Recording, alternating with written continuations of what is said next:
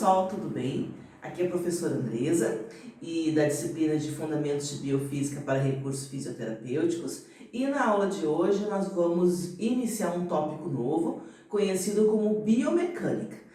A biomecânica, o que ela vai fazer? Então nós vamos pegar tudo que nós aprendemos até agora, tudo que nós relembramos do ensino médio e vamos contextualizar agora para fisioterapeutas. Tá? Então a aula de hoje ela vai começar fazendo uma definição, né, o que é biomecânica. Depois nós vamos relembrar algumas coisas sobre leis de Newton e em seguida vamos contextualizá-las dentro do nosso conteúdo, dentro da biomecânica, certo? Então, boa aula a todos! Para realizar suas tarefas cotidianas, frequentemente os seres vivos precisam se movimentar. Muitas vezes, esses movimentos são importantes para a sua própria sobrevivência, seja para se alimentar ou se defender. Na biomecânica, usamos leis e conceitos da mecânica. Nós também interpretamos e explicamos uma série de fenômenos que ocorrem quando um ser vivo está em repouso ou em movimento. Vamos definir o que é biomecânica? A biomecânica descreve, analisa e modela os sistemas biológicos, com o propósito de explicar como as formas de movimento dos corpos acontecem na natureza, a partir de parâmetros cinéticos e dinâmicos. Essa definição serve para qualquer profissional da biomecânica, como o dentista, que estuda as forças que devem ser exercidas pelo aparelho dental sobre os dentes dos indivíduos, de modo a colocá-lo no lugar correto, ou o ortopedista, que analisa as forças exercidas sobre os ossos de um indivíduo, de modo a recomendar uma prótese, ou o biólogo, que estuda as forças e energias geradas por animais para que esses possam se locomover, ou o engenheiro, que estuda as forças geradas em diversos movimentos de modo a adaptar o mobiliário, e o fisioterapeuta, que estuda as forças a serem exercidas pelos aparelhos de tração para levar a uma recuperação e uma determinada amplitude articular. A partir dessa definição, vê-se que a biomecânica está vinculada à física. Vamos falar um pouquinho sobre o histórico dessa ciência? A biomecânica ela foi introduzida como disciplina nas décadas de 60 e 70, nos cursos de graduação nos Estados Unidos, onde se estudava a cinesiologia. A cinesiologia, fundamentalmente, aborda a eficiência do movimento a partir do ponto de vista anatômico, estudando o sistema musculoesquelético e o movimento articular que é gerado. Ambas as abordagens, biomecânica e cinesiologia, são importantes e, na realidade, são complementares na análise do movimento. Este é Giovanni Alfonso Borelli. Ele é considerado o pai da biomecânica, sendo o primeiro a esclarecer que as alavancas do sistema musculoesquelético aumentam, ampliam o movimento muito mais do que a força. E também foi a pessoa que desvendou as forças requeridas para equilibrar as articulações do corpo humano, determinando o centro de gravidade do corpo humano. E ele também demonstrou que a inspiração dependia da ação muscular e a expiração dependia da elasticidade dos tecidos. Mas vocês podem estar se perguntando, por que temos que entender de biomecânica? Bom, primeiramente, porque os fisioterapeutas precisam compreender as forças que atuam sobre o corpo humano. E eles precisam aprender a manipular essas forças em procedimentos de tratamento, a fim de que o desempenho humano possa ser melhorado e as lesões possam ser prevenidas ou curadas. Vamos entender o que acontece com as forças na biomecânica? Ok, vamos olhar essa imagem. A postura do corpo ela vai ser resultante de inúmeras forças musculares que atuam equilibrando forças impostas sobre o corpo. E todos os movimentos do corpo são causados por forças que agem dentro e sobre o corpo. Em nossas atividades diárias, por exemplo, no trabalho, no esporte, temos que lidar com forças. E os profissionais que trabalham com lesões musculoesqueléticas, eles precisam compreender como essas forças afetam as estruturas do corpo e como essas forças controlam o movimento.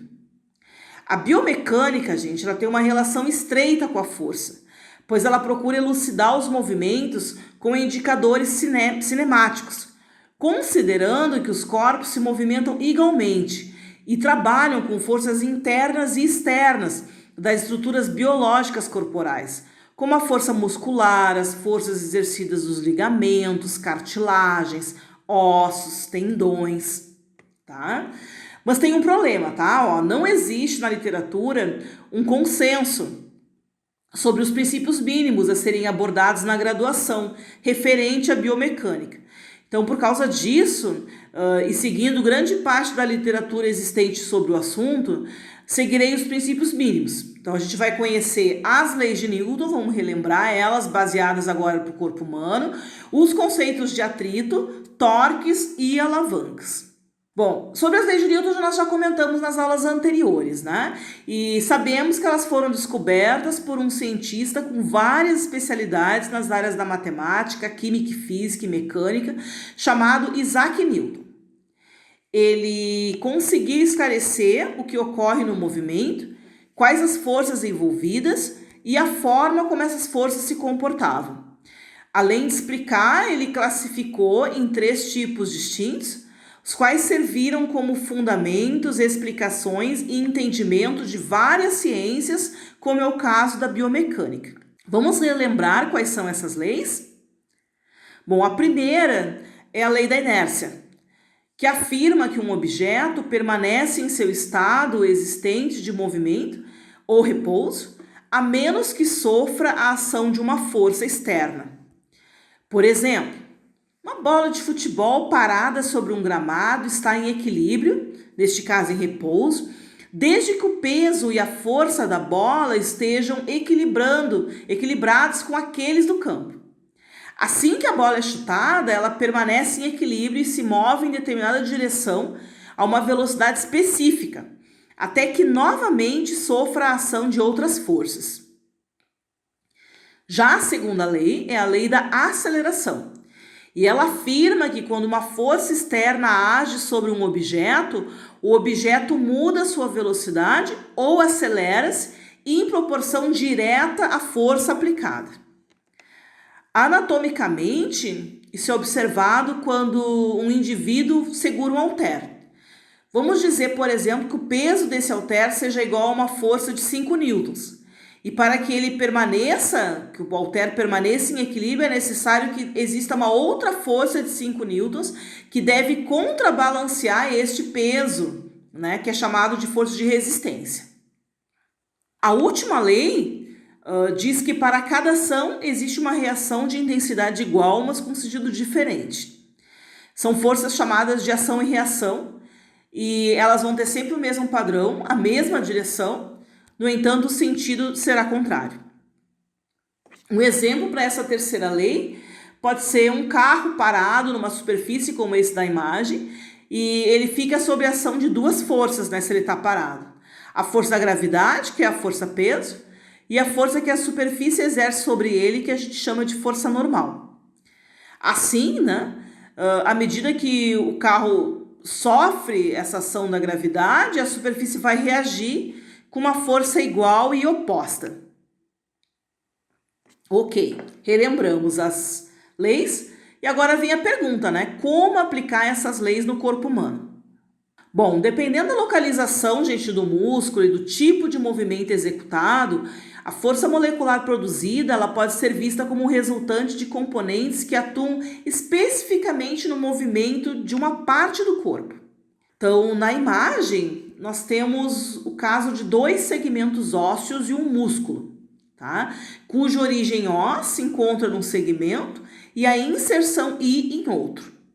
A força muscular F, ela terá um componente rotador, R, e um componente estabilizador, E. Quando o segmento AC se movimenta no sentido horário, em torno da articulação A, tanto o componente R como o ângulo de tração, que é chamado de φ, eles aumentam. enquanto o componente I diminui. É evidente que esse efeito do músculo se deve ao tipo de movimento desse segmento ósseo. Novamente, a gente pode se perguntar por que nós, fisioterapeutas, precisamos saber sobre isso. Bom, como vemos na imagem, entender onde as forças estão presentes pode explicar o movimento das articulações. Ou seja, quanto maior ou menor for a força de tração, podemos levantar ou abaixar a escápula, ou retrair ou contrair, ou produzir o movimento. E tudo isso vai depender do músculo que realizará este movimento. Então, pessoal, é isso para a aula de hoje. No próximo vídeo a gente vai fazer alguns exemplos, né, relacionados às leis de Newton nas articulações. Espero que essa aula tenha sido clara. Qualquer dúvida, né, me procurem no chat, ou me mandem um e-mail, ou me mandem um WhatsApp, certo? Não fiquem com dúvidas, ok? Até mais, gente. Tchau, tchau.